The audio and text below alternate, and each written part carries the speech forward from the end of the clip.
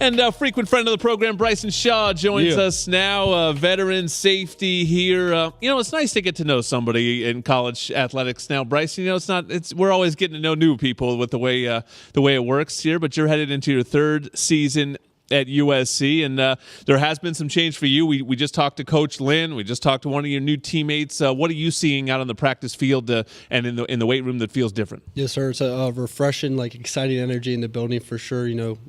First practice spring ball, you could tell right away the energy was off the charts. It's just a kind of a new vibe, and it's a refreshing, clean slate for everybody. And then a lot of mix with the young new guys and new transfers. Great energy. It's going great. Great start for us. Not to bring up last year too much, but I thought the bowl game was a big moment for this team. It seemed like everyone, it was a tough season for the team in a lot of ways.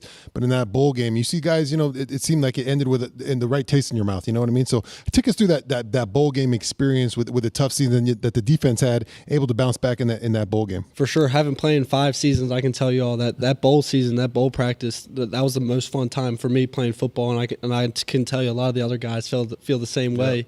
It was just kind of we wanted to end it the right way. That season was very tough, for all of us, and it was just not a good feeling. And then a lot of guys opted out of that bowl game, and it was just we could have either folded, and we came together, had a player ran meeting, and some guys talked, including myself, was like, listen, this is how we're going to go about things. We got to end this the right way. Yep. I mean, this is a new slate. I mean, it's not the same team that it just was. We got to start this thing off right. It's a 1-game season, and it was just it was a great experience for us.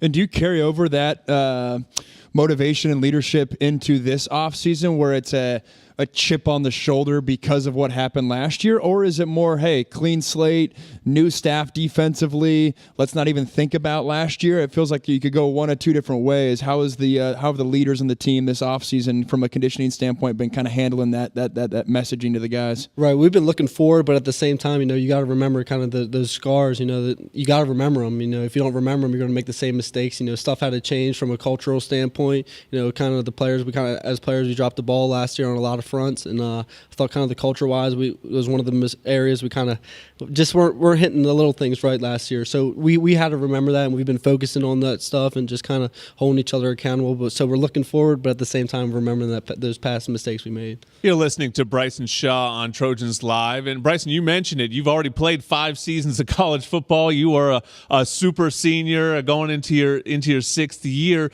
What's it like, sort of relating to some of the younger guys, taking all the experience you have, not just in football and life, and trying to lead this team? How do you impart your wisdom? Yeah, it's crazy. Keely Arnold, he's a 6-year guy like myself. We were sitting with Marquise Gallegos and Jarvis Boatwright, and they're like, man, we were in 7th and 8th grade when the guys got here. And they say it because we're both 2000s, baby. They're like 2006, 2005, and when they say it, it's like, man, but it's definitely it's interesting. It's fun. It's very fun, kind of relating to the young guys on what you can find, and it's just crazy seeing how different they are. But it's been a blast. We've heard about some pretty legendary workouts here in this winter with Coach Wiley. Has anything changed from last year? Obviously, it seems like the initiative is to kind of get bigger for this new conference. Have you seen the way you guys trained this year? Has that changed a bunch? Yeah, I mean, they're on point all this winter. I can tell you that. Like we all know, this is my 5th, 6th, whatever it is. It was on point. From start to finish, the energy was there, and Coach Riley was really involved, which I thought was a good thing. Kind of making sure the energy was right. Oh, when the head man, yeah, you got head go 10 more pounds on the bar there. So kind of having him around, especially for the in-doc that last week, just having his presence there and kind of him setting the tone, and Coach Wiley set the tone himself. The whole offseason, couldn't have gone any better for us. A lot's being made about the scheme change, and I think you have a unique perspective on that, having been at Ohio State, been with Grinch along the way at 2 different stops.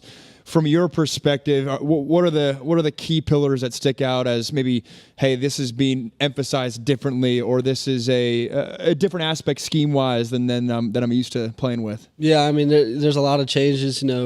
Won't get too much into it, but just kind of letting them big dogs up front eat. We got talent up there. You got Big Bear. You guys all know Big Bear. Isaiah Rakes. Just kind of I can go on and on and on, but letting them guys do their job and get it done and kind of freeing us up, it's great. You're listening to Bryson Shaw on Trojans Live. Before Bryson came to USC, he was at Ohio State, so you have some perspective as well as we shift conferences here to the Big Ten and what quote-unquote Big Ten football is like. Obviously, that's a little bit of a changing thing as well because you're going to see, UCLA and Washington on the schedule. But what is Big Ten football like? How different is it? What do you think the adjustment will be like for this program? Yeah, I mean, there's a lot of little things that are kind of different. I can tell you guys a story. My first game that I played in was against Minnesota. It was my sophomore year at Ohio State, and they had a bunch of big guys. And, the whole game, they're going, 12, 13 T personnel. The personnels are crazy. And they hit the linemen. I remember, being able to barely see over the linemen. It's just big, and they were running Wildcat because they had I'm blanking on his name, really good running back that year Minnesota did. And, it's just downhill physical football, and it's going to be fun. From a leadership aspect, the team changes every year. You go from Caleb Williams and Justin Dietich. These guys are big leaders on the team, and those guys are now gone, and those vacancies need to be filled. How does you guys go about filling those? Is it something that's talked about, or those guys just kind of step up into those roles? Yeah, I mean, guys kind of step up. I think this year there's a lot more kind of vocal leaders on the team, and I think that's a good thing for us. Holding each other accountable. I think that was a big thing. Like I kind of talked about, we're missing just on the little things culturally was accountability, and just now that there's more guys feeling more comfortable being leaders, it's just we're doing a great job of holding each other accountable and knowing that there's a standard, especially at USC, and it's got to be met, or if not, you're going to get the same results that we had last year. In today's era in college football, it's easy to transfer. It's easy to look around and say, hey, the grass might be greener over here. You're a guy, 6th year. I'm sure, those type of options were there for you. And especially with a new coach coming in, with the coach that brought you here on the way out, that's a difficult spot to be in. What kept you here? What made you want to be a Trojan and I guess continue to be a Trojan and build something here in 2024? Yeah, I mean, I did that transferring thing once before. I told myself I was never going to do that again. It's just kind of and I love USC. I mean, this is the place to be. It is a great place. The Coach Riley, he runs such a great program. I mean, we're in LA. It couldn't get any better, and just the excitement with Coach Lynn and all them coming in. I talked to them because there were conversations about whether I take my shot or what's the next step.